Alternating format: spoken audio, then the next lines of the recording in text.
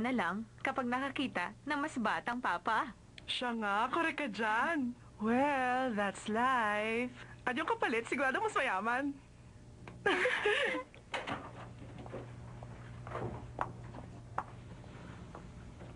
Hi, ako si Sheng Bai He. Hi.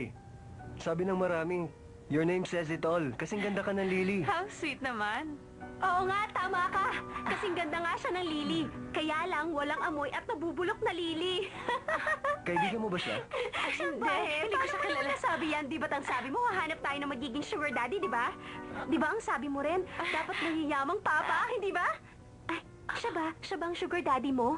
Anong sabi mo, sugar daddy? Nakanta ko hindi. Alam mo, dapat ganitong ginagawa sa mga nabubulok na liling tulad niya. Ganito, tingnan mo ha. Excuse me, meron ba kayong napkins?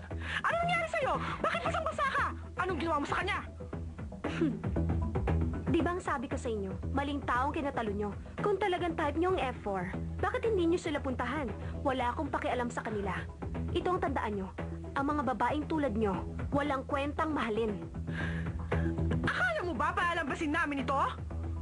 Eh di gawin yung gusto nyo. Alam kong ganun lang naman kalit ang tingin nyo sa akin. Pero itong masasabi ko, hindi nyo ako maiiwasan.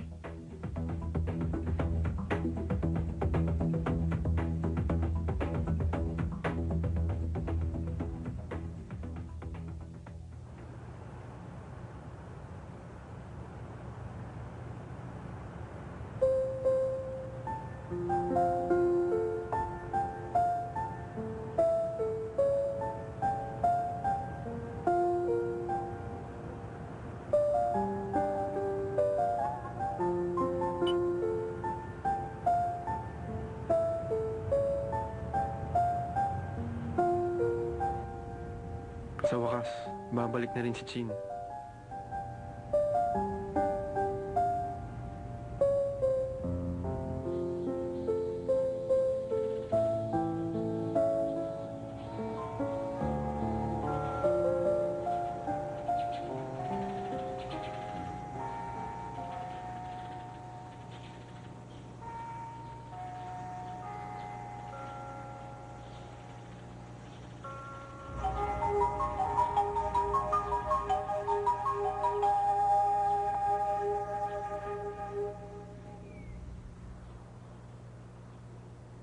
Bakit bukas ang pinto?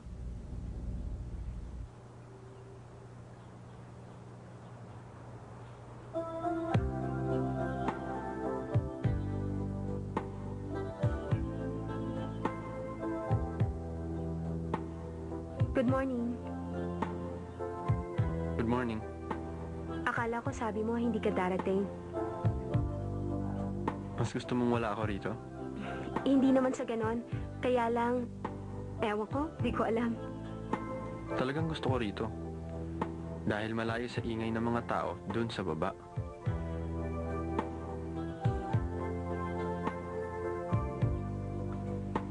Alam mo ba ang pagkakaiba ng oras dito kaysa sa France? Ha? France? 1, 2, 3... Hindi. Hindi na bale.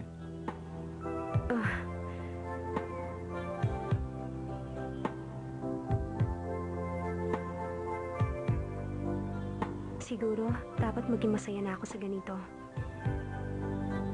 Mas mabuti na siguro kung wala siyang nalalaman.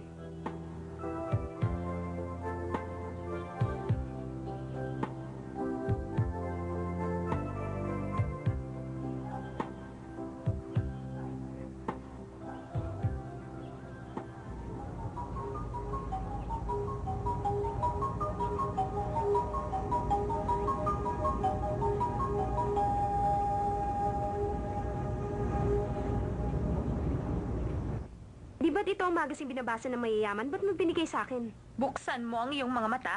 Basahin mo ang cover. May featured article tungkol kay Teng Tang Chin, anak ng CEO ng Teng Corporation. Tumutugtog ng 5 instrumento, may navigation license at kasalukuyan nag-aaral sa France. Siya rin ang napiling Miss Teenage France at nag-iisa siyang anak. Ano masasabi mo? Ang galing-galing naman niya. Sino ba siya? Siya ang childhood sweetheart ni Hua Shilei. Malapit na siya magtapos sa pag-aaral at babalik na siya rito. Ano na ngayon ang gagawin mo? Hindi ka nababagay kay Wachele. Tingnan mo si Teng Tang Chin. At tingnan mo ang sarili mo. Ni hindi ka maihambing sa hibla ng kanyang buhok. Ang lakas ng loob mong kausapin si Lay, malakas din ang loob mong akitin siya. Ano nangyari sa'yo? Ano ba? Hindi ba kadalasan agresibo ka naman? Anong problema? Natauhan din siya. Ito ang tandaan mo. Anumang pagpapaganda ang gawin mo, hindi ka pa rin babagay kahit kanino pa sa F4. Ang damong ligaw tulad mo, hindi ka nababagay sa aming mundo. Masisira ang image namin dahil sa'yo. Sige na! Umalis ka na dito! Damag sa! Sino may sabing pwede mo siyang dalhin dito? Ang sabi ko, siya ay para sa akin. Subukan niyo sasaktan. Bukas na bukas may red card kayo. Sorry. Okay lang.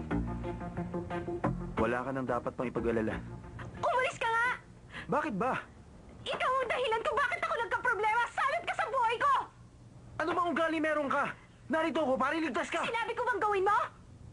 Ikaw lang nakakagawa sa akin yan. Dahil mga stupido sila! Ano ba palagay mo? Meron pa bang higit sa akin pagkalalaki? Hihigit sa'yo? Sa iyong pagkalalaki? Naiinis ako sa katangahan mo, matangisda! Naiinis ako sa kayabangan mo! Naiinis ako sa buong pagkatao mo! Ikaw ang klase ng taong kinaiinisan ng lahat! Galit ako sa'yo! Kinamumuhian kita!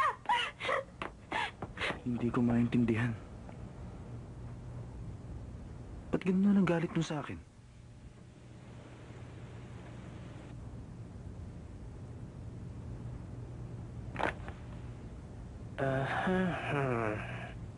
Bilisan mo!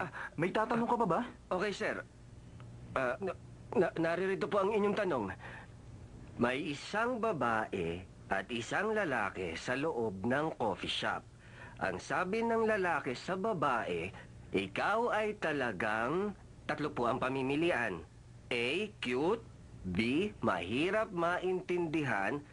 C, talagang nakakainis. Ano po ang inyong sagot? Si, nakakainis. Sunod na tanong. Okay, si nakakainis. Okay, susunod.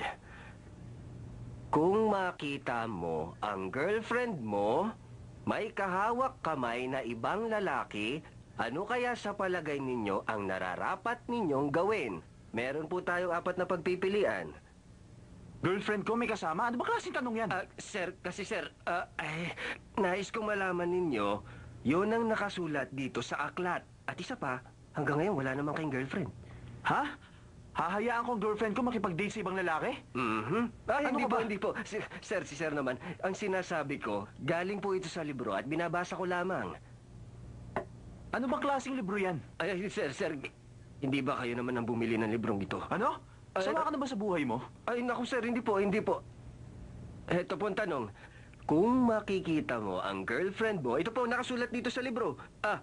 Naglalakad, may kahawak kamay na ibang lalaki, ano ang gagawin mo? 4 ang pagpipilian. Sa ngayon, 4.